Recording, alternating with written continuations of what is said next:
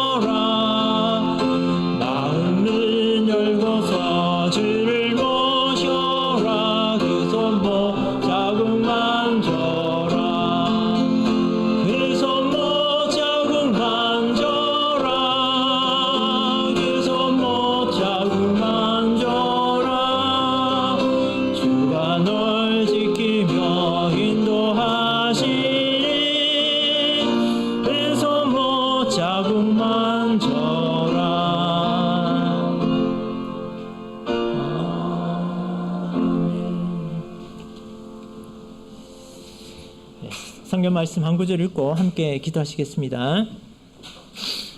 시편 4편 7절 8절 말씀 읽고 함께 기도하시겠습니다. 주께서 내 마음에 두신 기쁨은 저희의 곡식과 새 포도주에 풍성할 때보다 더하니이다. 내가 평안히 눕고 자기도 하리니 나를 안전히 거하게 하시는 이는 오직 여호와시니이다.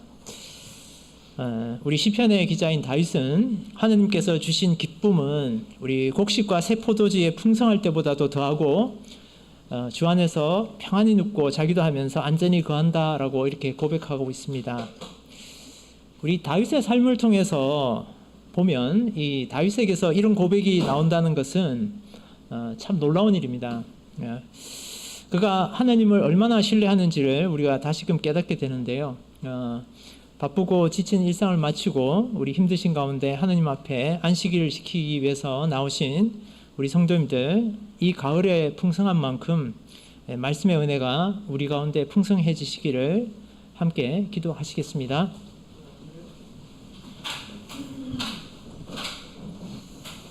할렐루야. 예수님의 그리스도 이름으로 기도드리옵나이다.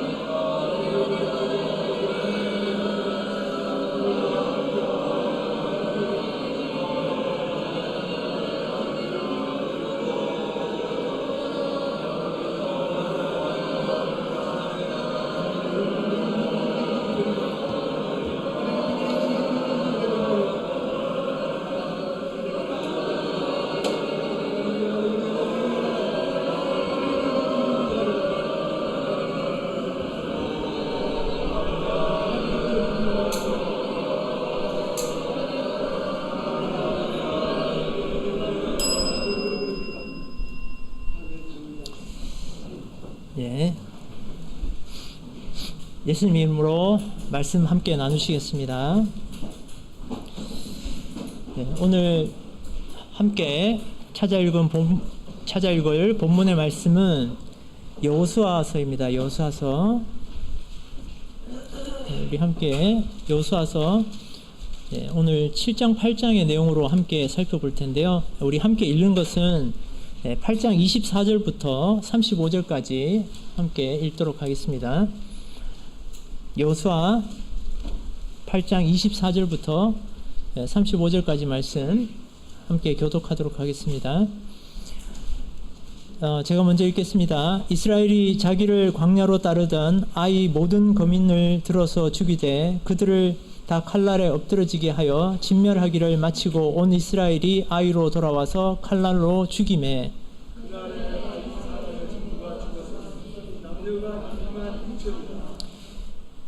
아이 거민을 진멸하기까지 여호수아가 단창을 잡아 든 손을 거두지 아니하였고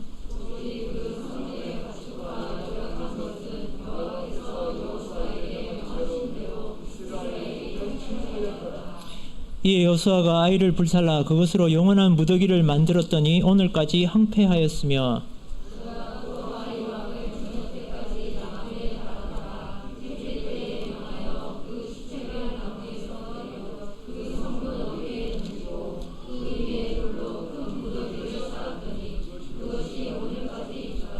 때에 여호수아가 이스라엘의 하나님 여호와를 위하여 에발산에 한 단을 쌓았으니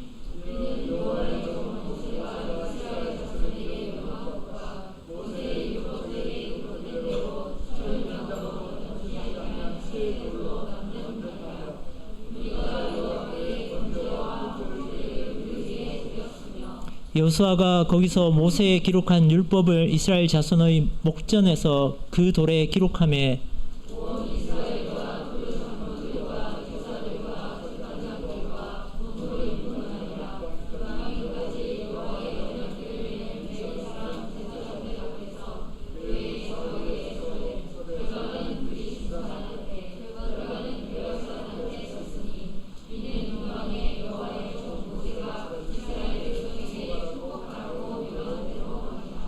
그 후에 여호수아가 무릇 율법책에 기록된 대로 축복과 저주하는 율법의 모든 말씀을 낭독하였으니 모세에 명한 것은 여호수아가 이스라엘 온 회중과 여인과 아이와 그들 중에 동거하는 객들 앞에 낭독하지 아니한 말이 하나도 없었더라.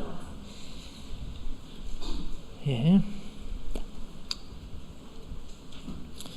여기 성경책과 저하고의 거리가 참 애매한 거리입니다.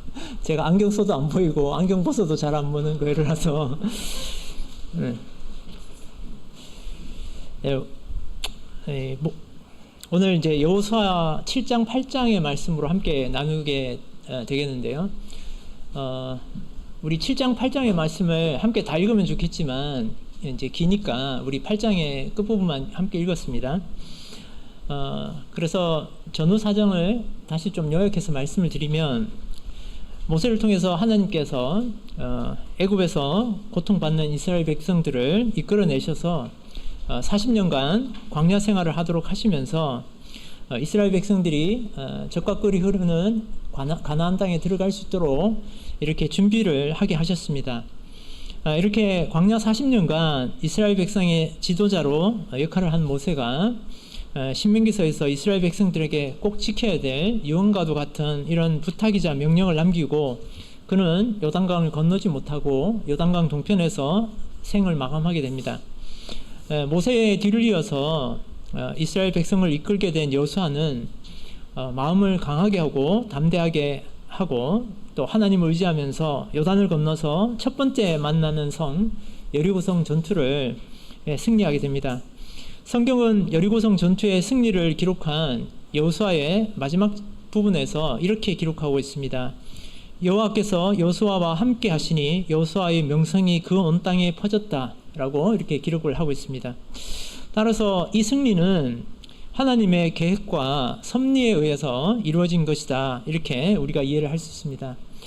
그런데 어찌된 일인지 오늘 우리가 읽게 되는 여호수아 7장과 8장에서, 특히 7장에서 아이성은 정탐꾼들이 보기에는 3,000명의 사람으로도 이렇게 죽일 수 있을 것 같은, 좋게 이길 것 같은 그런 조그마한 성임에도 이스라엘 백성은 아주 뼈저린 패배를 경험하게 됩니다.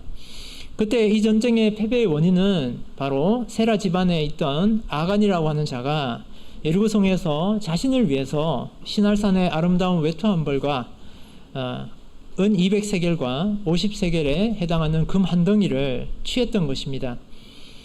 이스라엘 백성들은 이러한 죄악을 뉘우치는 마음으로 아간의 가족들을 모두 죽이고 불의한 재물을 불태운 뒤에 다시금 하나님의 명령에 따라서 아이성과 싸움을 하게 되고, 이제 아이성에 함락시키고 승리하게 됩니다. 6장에서 여리고성을 이렇게 함락시키고 나서 이스라엘 백성들은 아마도 요단강을 건너고 난 다음에 첫 전쟁에서 승리한 이 사건의 결과를 놓고 아주 기뻐했을 것 같습니다. 그러나 하나님께서는 이미 7장의 초반부에 진노하고 계셨습니다. 여리고성 전투의 승리는 이스라엘 백성들에게는 큰 기쁨이었지만 하나님께서는 그 마음에 이미 진노를 가지시게 되는 일이 생겨버린 것입니다. 이것은 아간의 범죄로 대표되는 이스라엘 백성의 마음이 타락했기 때문이다 라고 우리는 알 수 있습니다. 아이성의 전투는 오늘날 우리에게도 시사하는 바가 상당히 크다라는 것을 우리가 발견하게 되는데요. 우리는 인생을 살다가 보면 아주 어려워 보이지만 성공적으로 이루어내는 일이 있는가 하면 아주 쉽게 성취할 수 있을 것 같지만 그런 조그만 일에도 이렇게 실패를 경험하기도 합니다. 우리 전자의 경우는 여리고성 싸움과 같고 후자는 아이성 싸움과도 같다라는 생각이 듭니다. 그래서 우리는 늘 실패 가운데서 역사하시는 주님의 뜻을 발견하려고 힘을 써야 합니다. 이러한 주님의 뜻을 깨닫고 우리의 발걸음을 돌리면 주님께서는 또 한 번 우리에게 승리와 축복을 허락하시게 됩니다. 아이성 전투도 처음에는 실패로 시작했지만 이스라엘 백성들이 돌이켜서 하나님께 의지하였을 때 결국은 하나님께서 승리라는 축복을 허락하셨습니다. 여호수아 7장과 8장에 기록이 되어 있는 말씀을 우리 대비해서 한번 제가 읽어보겠습니다. 여호수아서 7장 4절 5절에 이렇게 말씀이 기록되어 있습니다. 백성 중 3,000명쯤 그리로 올라갔다가 아이 사람 앞에서 도망하니 아이 사람이 그들의 36인쯤 죽이고 성문 앞에서 스바림까지 쫓아와서 내려가는 비탈에서 쳤으므로 백성의 마음이 녹아 물같이 된지라. 아이성 전투에서 실패했을 때의 기록입니다. 우리 여호수아 8장 24절부터 25절까지 말씀. 이스라엘이 자기를 광야로 따르던 아이 모든 거민을 들에서 죽이되 그들을 다 칼날에 엎드러지게 하여 진멸하기를 마치고 온 이스라엘이 아이로 돌아와서 칼날로 죽임에 그날에 아이 사람의 전부가 죽었으니 남녀가 12,000이라. 우리 실패 기록도 있고 우리 성공한 기록도 후에 돌이켜서 이렇게 아이성을 무너뜨리고 성공한 기록을 우리가 살펴보게 됩니다. 오늘 이스라엘 백성은 왜 처음에 이렇게 조그만 아이성에서 실패를 경험했을까요? 또 어떻게 그 실패를 딛고 성공으로 나아갈 수 있었을까요? 실패와 성공은 바로 하나님께서 함께 하시느냐의 여부에 달려있다라는 것입니다. 6장 27절에는 하나님께서 함께 하셨다고 기록이 되어 있고 7장 12절에는 하나님께서 부정한 것을 너희가 제하지 않으면 절대로 너희와 함께 하지 않겠다라고 기록하고 계십니다. 그래서 하나님께서 우리와 함께 할 때 승리하게 해주시고 너희가 나의 말을 듣지 않고 나와 함께 하지 않으면 나도 너희들과 절대로 함께 하지 않겠다라고 아주 강력하게 그리고 명확하게 우리에게 알려주고 계십니다. 여호수아 7장의 아이성 전투를 살펴보는 많은 분들이 아이성 전투의 실패에 주목하지만 오늘 우리는 실패의 원인을 살펴보기보다는 그 실패의 원인과 함께 그 실패를 다시 승리로 바꿀 수 있는 원인도 우리가 함께 살펴보아야 되겠습니다. 그런 것들을 살펴보면서 우리 신앙에서 피할 수 없는, 어쩌면 피할 수 없는 이 실패의 경험들이 종국에는 우리 신앙의 실패가 되지 않도록, 그래서 결국에는 신앙의 성공으로 이어질 수 있도록 하는 길을 우리 오늘 같이 살펴보려고 합니다. 첫 번째는 우리가 하나님에게 묻지 않을 때 실패하고 하나님의 명령에 따라 움직일 때 승리한다라는 것입니다. 전쟁의 시작을 어떻게 하는 것이 실패와 성공을 가르는지 우리가 살펴볼 필요가 있습니다. 우리는 하나님께 묻지 않고 우리의 힘으로 일을 할 때 실패하고 하나님의 명령을 순종할 때 성공하게 됩니다. 이것이 바로 진리입니다. 이것은 어떻게 보면 결과론적인 얘기가 아니라 신앙인들에게 있어서 실패가 무엇이고 성공이 무엇이냐에 관한 바로 정의입니다. 우리에게 있어서 실패의 정의는 하나님과 우리와 함께하지 않는 것이고, 우리가 신앙에 성공하는 것은 하나님께서 우리와 함께하는 것이, 그 누구가 우리를 향해서 실패했다고 해도 우리에게는 그것이 성공의 정의가 된다라는 것입니다. 여호수아서 6장 2절 말씀에 우리가 지난 시간에 살펴봤던 6장 2절 말씀에는 이렇게 기록이 되어 있습니다. 여호와께서 여호수아에게 이르시되 보라 내가 여리고와 그 왕과 용사들을 내 손에 붙였으니 너희 모든 군사는 성을 불러 성 주위를 매일 한 번씩 돌되 6해 동안을 그리하라. 여리고성 전투를 통해서 여리고성을 함락시킬 때의 기록입니다. 우리 7장에 아이성에서 실패했던 전투의 기록을 살펴보겠습니다. 전투의 시작을 살펴보겠습니다. 여리고성 전투의 시작과 그리고 아이성 전투의 시작을 함께 대비해 보려고 합니다. 7장 2절 말씀.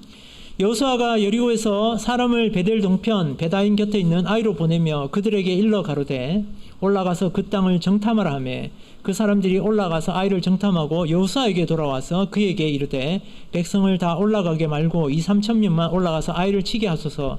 그들은 소수니 모든 백성을 그리로 보내어 수고롭게 맞서서 하므로.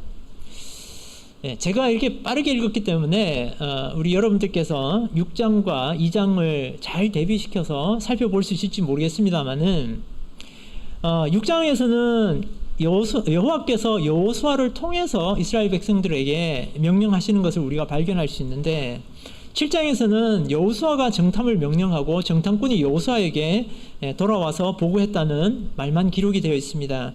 물론 우리가 이 단편한 사실을 가지고 우리가 전쟁의 시작을 우리가 단언해서 말을 할 수는 없겠습니다만은 우리가 어떤 말을 전해 듣거나 글을 읽을 때 단어 자체에서 발견할 수 없는 그런 문맥이나 분위기를 또한 우리가 느끼게 됩니다. 저는 6장의 말씀과 7장의 말씀, 6장에서 여리고성의 전투를 기록한 말씀과 7장에서 아이성 전투를 기록한 이 기사에는 왠지 모를 큰 온도 차이가 있다는 것을 느끼게 됩니다.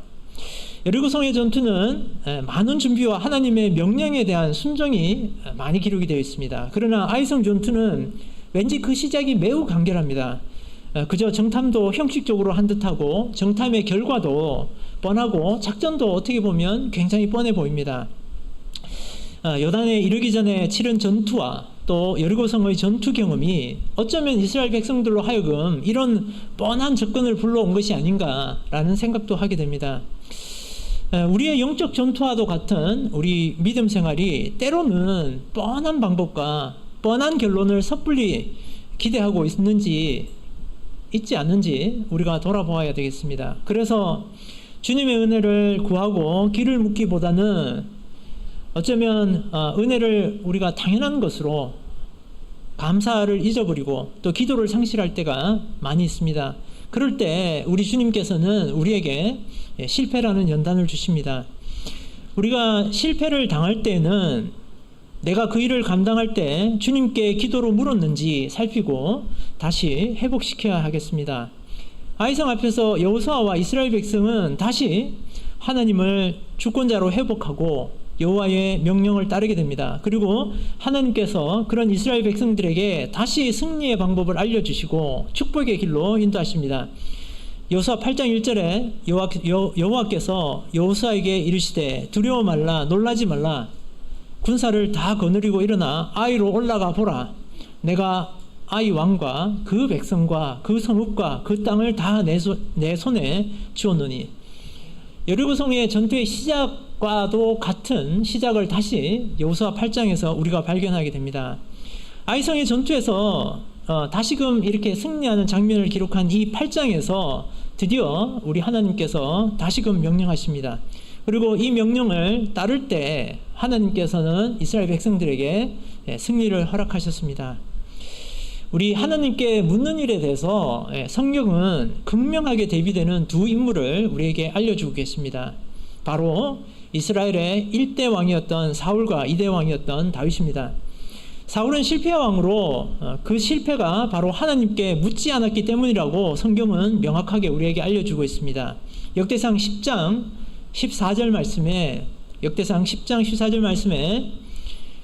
여호와께 묻지 아니하였으므로 여호와께서 저를 죽이시고 그 나라를 이새의 아들 다윗에게 돌리셨더라. 여호와께 묻지 아니하였으므로 그를 죽이셨고 그 나라를 다윗에게 돌리셨다라고 명확하게 그 실패의 원인을 알려주고 계십니다. 이에 반해서 다윗은 늘 하나님께 묻는 사람이었습니다. 같은 역대상 14장에 다윗에 관해서 이렇게 기록하고 있습니다. 역대상 14장 10절 말씀에 다윗이 하나님께 물어 가로되 내가 블레셋 사람을 치러 올라가리이까 주께서 저희를 내 손에 붙이시겠나이까 여호와께서 이르시되 올라가라 내가 저희를 내 손에 붙이리라 하신지라. 또 14절에는 다윗이 또 하나님께 묻자온데 하나님이 이르시되 마주 올라가지 말고 저희 뒤로 돌아 뽕나무 숲을 맞은편에서 저희를 엄습하되. 이렇게 다윗은 세세한 것 하나하나를 하나님께 물어서 하나님께서 지시하는 바를 그대로 순종하는 그런 순종의 사람이었습니다. 우리가 하나님께 물어야 하나님은 우리에게 길을 보여주십니다. 그리고 그때 우리는 순종으로 하나님께 보답해야 되겠습니다. 두 번째는 실패는 전쟁에 대한 안일한 생각으로부터 오고 승리는 전쟁에 대한 철저한 준비로부터 온다라는 것을 우리가 발견하게 됩니다. 즉 전쟁을 대하는 준비와 그 생각들이 어떠한지를 우리가 살펴봐야 하겠습니다. 우리의 믿음은 마치 영적인 전쟁과도 같은데 그 전쟁에 대한 안일한 생각은 우리의 믿음을 실패하게 하고 전쟁을 준비하듯 우리의 일들을 철저하게 준비할 때 우리의 믿음은 성공을 맛보게 됩니다. 오늘 아이성 전투에 처음 임하는 이스라엘 백성들에게는 왠지 모를 안일함이 보입니다. 우리 여호수아서 7장 3절 말씀 다시 한번 보겠습니다. 여호수아서 7장 3절 말씀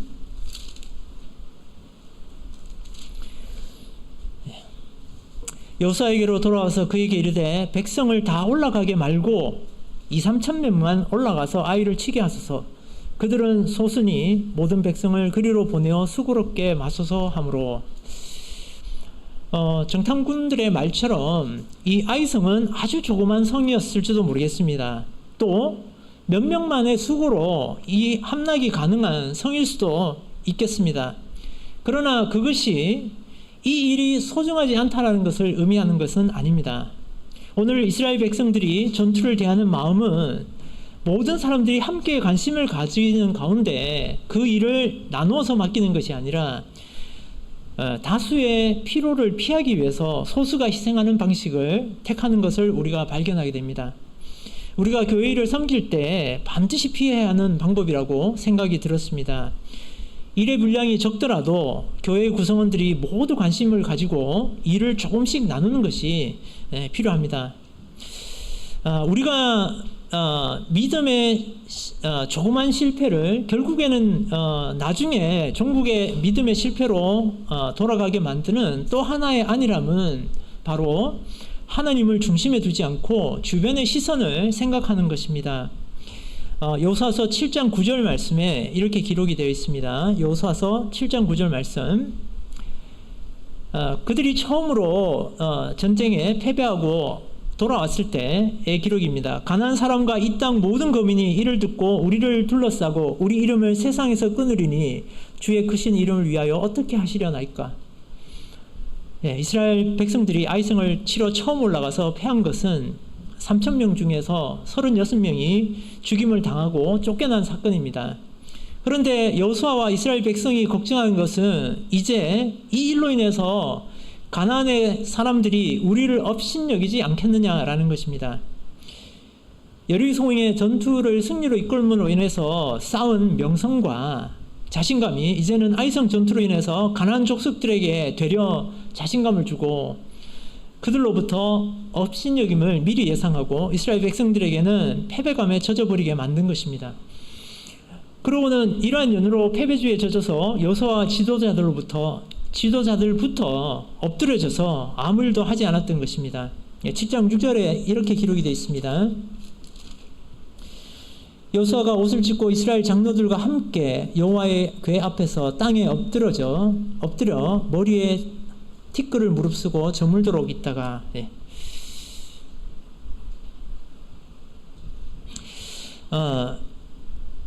우리에게 신앙의 작은 실패들은 아까 말씀드린 것처럼 어쩌면 피할 수 없는 것입니다. 그런 실패는 우리들의 믿음이 엎드려져서 아무것도 하지 못하고 때로는 신앙인으로서의 확신과 자존감을 떨어뜨리기도 합니다. 그러나 이런 실패를 통해서 하나님께서 원하시는 것은 그 실패의 원인을 제거하고 하나님께 다시 한번 의지함으로 나아오는 것입니다.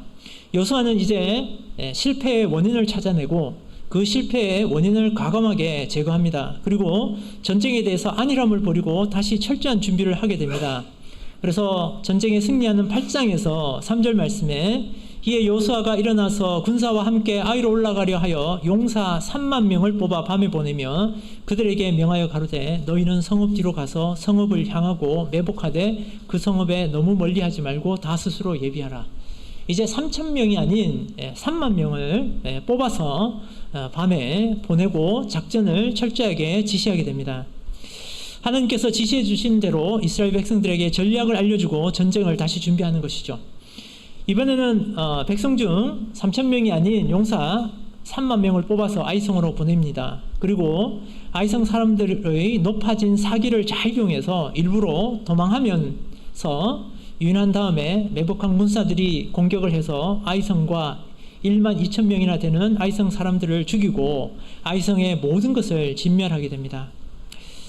우리는 이처럼 믿음의 일을 할 때 철저하게 모든 일을 해야 됩니다. 마태복음 25장에는 우리 달란트를 맡은 사람들의 기록이 나옵니다. 그 가운데 26절에 보면 그 주인이 대답하여 가로되 악하고 게으른 종아 나는 심지 않는 데서 거두고 해치지 않는 데서 모으는 줄로 내가 알았느냐. 하나님께서 맡기는 것은 우리에게 맡기는 것은 우리가 하나님께 맡기는 것은 우리가 하나님을 의지해야 된다는 것은 우리의 게으름을 의미하는 것은 아닙니다. 또 우리의 책임을 회피하는 것도 아니다라는 점입니다. 하나님께서도 열심히 심고 거두시는 일을 하십니다. 우리도 더욱 하나님의 일과 세상의 일에 최선을 다하고 충성하는 것이 바로 영적 승리를 전쟁으로 이끄는 방법입니다. 자, 이제 세 번째는 우리가 부당한 이익을 취할 때 실패하고 우리가 철저하게 진멸할 때 우리가 승리한다라는 것입니다. 부당한 이익을 취할 때 실패하고 철저하게 진멸할 때 우리가 승리할 수 있다는 것입니다. 바로 전쟁을 수행하는 방법입니다. 이스라엘 백성들이 다시 승리를 할 수 있었던 것은 아간의 범죄와는 달리 다시금 아이성을 철저하게 진멸함으로 가능했습니다. 아이성 전투가 실패한 데는 아간의 부당한 전리품 착복이 있었습니다. 우리는 아간의 범죄를 생각할 때 다소 불편한 생각이 들기도 합니다. 도대체 한 사람의 범죄가 어떻게 전체 이스라엘 백성의 고통으로 이어지시게 하는가라는 문제입니다. 그러나 우리도 생각을 해보면 우리 교회도 오래전 가나안 정복전을 치렀던 이스라엘 백성들과 한 가지로 운명 공동체다라는 것을 우리가 생각해 봐야 됩니다. 그래서 한 사람의 부당한 이익을 취하는 범죄가 교회 전체의 고통으로 이어질 수 있다라는 것입니다. 또한 우리 무리 안에 그러한 마음을 품는 자가 생기는 것은 바로 우리 교회의 교육이 잘못되어 있다라는 책임이 우리에게도 있을 수 있기에 우리는 우리 운명 공동체, 믿음 공동체라는 생각을 잊지 말아야 됩니다. 그래서 이스라엘 백성은 아간의 범죄를 제하고 난 다음에는 모두가 한마음으로 전쟁에 임하게 됩니다. 우리 8장 22절의 기록에 보면 복병도 성읍에서 나와 그들을 치매 그들이 이스라엘 중간에 든지라 혹은 이 편에서 혹은 저 편에서 쳐 죽여서 한 사람도 남거나 도망하지 못하게 하였고, 이스라엘 백성들은 이제 한 사람의 부당한 이익에 대한 잘못된 행동이 민족 전체에 고통이 될 수 있음을 깨닫고 여호수아를 비롯한 모든 이스라엘 백성들이 한 마음을 다해서 아이성을 끝까지 진멸하게 됩니다. 그래서 26절에 보면 아이 거민을 진멸하기까지 여호수아가 단창을 잡아 든 손을 거두지 아니하였고, 마지막 한 명을 진멸할 때까지 여호수아가 자신의 손에 든 단창을 거두지 아니하였다, 이렇게 성경은 기록하고 있습니다. 사실 성경 중에서 이 구약에 나오는 철저한 진멸이라고 하는 얘기가 나올 때 또 우리를 불편하게 하는 측면이 있습니다. 당시에는 이 가나안 족속들 가운데 어린아이들과 그리고 여자들 그리고 노인들이 도대체 무슨 죄가 있다고 죽여야만 했을까 하는 생각입니다. 사실 우크라이나 러시아 간의 전쟁을 보면서 우리는 현대전에서 한 명이라도 민간인을 죽이는 것이 얼마나 극악한 전쟁 범죄인가라는 것을 우리가 요즘 살펴보고 있습니다. 그런데 고대에서 이런 전쟁에서 우리가 이렇게 죄 없는 여인과 노인과 아이들을 죽이는 것이, 진멸하는 것이 어떠한 것인가 라는 것이 때로는 우리를 불편하게 만듭니다. 그렇지만 우리는 이 구약이 은혜의 시대를 비추는 거울이라는 사실을 주목해야 됩니다. 즉 우리에게 영적인 교훈을 주고 있다는 사실을 우리가 알아야 됩니다. 그래서 우리의 영적의 싸움의 대상은 바로 죄고 사탄이다라는 것입니다. 그래서 죄악을 없애야 하는 그런 마음속의 싸움을 할 때는, 교회에 있는 누룩을 제거할 때는 바로 이 철저함을 원칙으로 삼아야 한다라는 것입니다. 그래서 아간의 범죄를 없앨 때에도 아간뿐만 아니라 아간의 가족들과 재물들을 모두 죽이고 불살랐고, 또 아이성의 모든 사람들을 한 사람도 빠짐없이 진멸했던 것입니다. 그래서 이런 것들에 있어서 철저함을 교훈하기 위해서 우리 예수님께서는 마태복음 5장에 이렇게 기록하고 계십니다. 29절 제가 읽겠습니다. 마태복음 5장 29절입니다. 마태복음 5장 29절. 만일 내 오른눈이 너로 실족게 하거든 빼어내버리라. 내 백체 중 하나가 없어지고 온몸이 지옥에 던지우지 않는 것이 유익하며, 또한 만일 내 오른손이 너로 실족게 하거든 찍어내버리라. 내 백체 중 하나가 없어지고 온몸이 지옥에 던지우지 않는 것이 유익하니라. 예수님께서 이 땅에 오셨을 때 많은 유대인이 예수님께서 율법을 잘 지키지 않는다라고 공격했습니다. 그러나 예수님께서는 율법을 폐하는 것이 아니라 완전케 하려는 것이라는 말씀을 해주시면서 우리가 얼마나 철저하게 하나님 말씀을 지켜야 하는지를 알려주셨습니다. 죄에 대해서 우리는 관대해지기가 쉽습니다. 그러나 죄에 대해서 관대해서는 우리가 영적 싸움을 이길 수가 없습니다. 그래서 오늘 성경에는 아간의 집안에 대해서도 이스라엘 백성인 내부의 아간의 집안에 대해서도 철저하게 되었고 아이성 사람들에게 대해서도 철저하게 진멸했던 것입니다. 오늘 아이성의 진멸은 죄에 대해서 교훈해 주시는 영적인 의미가 있다는 것을 우리가 새겨보아야 되겠습니다. 신명기 7장 25절에서 26절 말씀 읽어보겠습니다. 신명기 7장 25절부터 26절, 신명기 7장 25절부터 26절 말씀 제가 읽겠습니다. 너는 그들의 조각한 신상들을 불사르고 그것에 입힌 은이나 금을 탐내지 말며 취하지 말라. 두렵건대 내가 그것으로 인하여 올무에 들까 하노니 이는 내 하나님 여호와의 가정이 여기시는 것임이니라. 너는 가정한 것을 내 집에 들이지 말라. 너도 그와 같이 진멸당할 것이 될까 하노라. 너는 그것을 끄킥거리며 심히 미워하라. 그것은 진멸당할 것임이니라. 이제 네 번째는 우리 아골골짜기에서의 실패와 그 다음에 에발산 그리고 그리심산에서의 성공에 대한 기념을 어떻게 했는지 우리 대비시켜서 한번 살펴보도록 하겠습니다.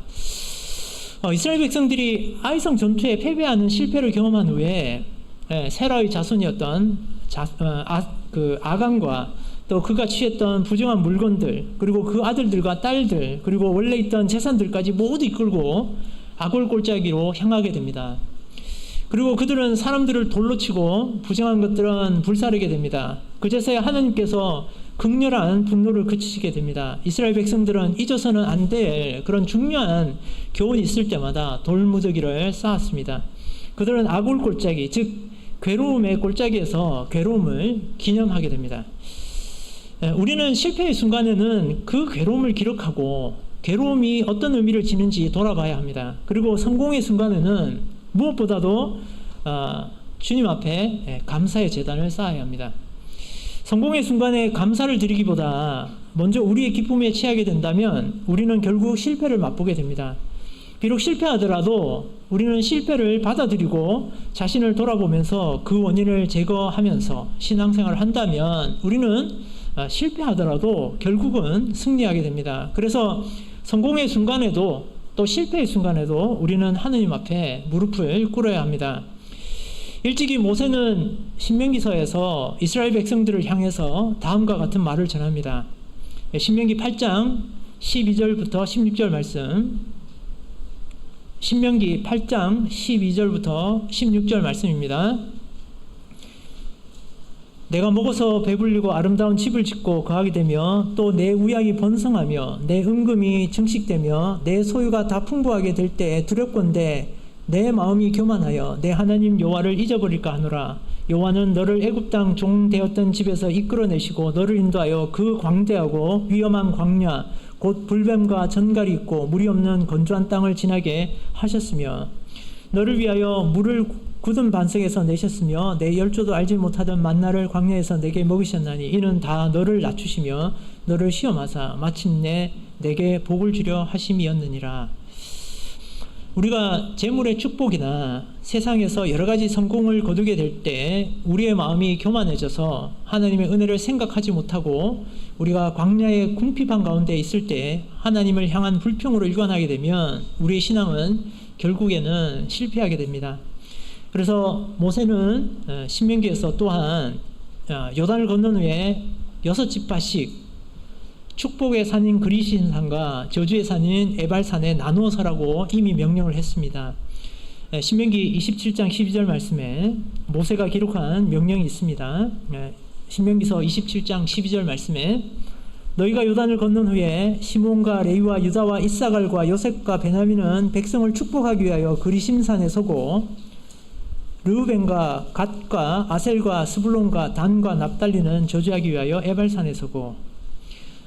이 신명기의 기록처럼 오늘 본문에 이스라엘 백성들이 그 명령대로 두 산에 절반씩 나누어 섰습니다. 우리가 읽었던 여호수아서 8장 33절 다시 보겠습니다. 여호수아 8장 33절 제가 읽겠습니다. 온 이스라엘과 그 장로들과 유사들과 재판장들과 본토의 뿐만 아니라 이방인까지 여호와의 언약궤를 맨 레위 사람 제사장들 앞에서 궤의 좌우에 서되 절반은 그리심산 앞에 절반은 에발산 앞에 섰으니 이는 이왕의 여호와의 종 모세가 이스라엘 백성에게 축복하라고 명한 대로 함이라.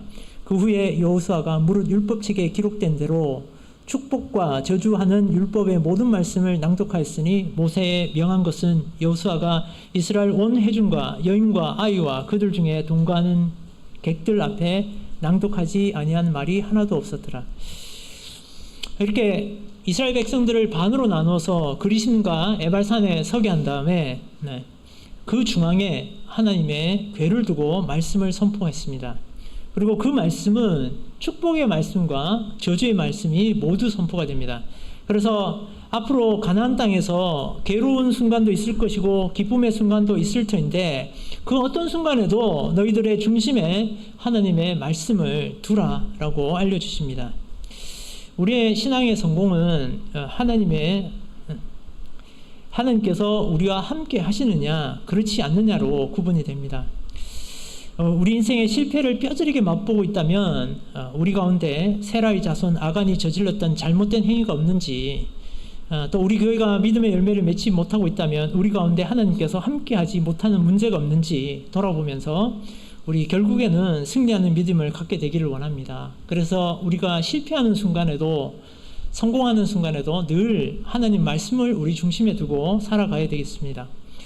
오늘 제가 두 가지 신문 기사가 오늘 눈에 들어왔습니다. 하나는 명성교회의 세습에 대한 문제를 바로잡아 달라는 허니안이라는 탄원을 올렸는데 이것이 기독교 단체에서 논의도 되지 못한 채 폐지되었다는 뉴스와 이란 대통령이 CNN 기자와 인터뷰하면서 CNN 기자가 히잡을 쓰게 강요를 했는데 CNN 기자가 이를 거부하자 이란 대통령이 이 인터뷰를 취소했다는 내용입니다. 부쩍 제가 이런 기사들을 접할 때마다 우리가 싸워야 되는 영적 전투가 좀 더 다양한 곳에서 일어나겠구나. 그것이 우리 교회 안에서뿐만 아니라 교회 밖에서 안팎에서 일어나겠구나. 그리고 그런 영적 전투가 매우 격화되겠구나. 이런 생각이 들었습니다. 우리가 알고 있는 진리도 또 기본적인 상식도 사람들이 받아들이게 하기 위해서는 이제 목숨까지도 걸어야 하는 그런 비장한 영적 싸움이 있겠구나 하는 생각이 들었습니다. 그러나 우리가 알아야 될 것은 싸움에 승리하는 쪽이 이미 정해져 있다라는 것입니다. 바로 하나님 편이 승리하는 것입니다. 우리가 올바른 믿음의 생각들을 가지고 아간과 같은 범죄가 부지중에 우리 중에 스며들지 않도록 또 조그만 승리를 내 능력의 결과로 취하지 않고 또 혹 실패를 하더라도 우리가 우리의 그릇된 것을 바로잡을 때 하나님께서 우리와 함께 하시고 우리는 승리의 편에 설 수 있습니다. 그래서 늘 주님의 임재를 통해서 종국에는 믿음의 결국 바로 우리 구원의 승리를 얻으시는 저와 여러분 되시기를 예수님 이름으로 축원드립니다. 함께 찬송하시겠습니다.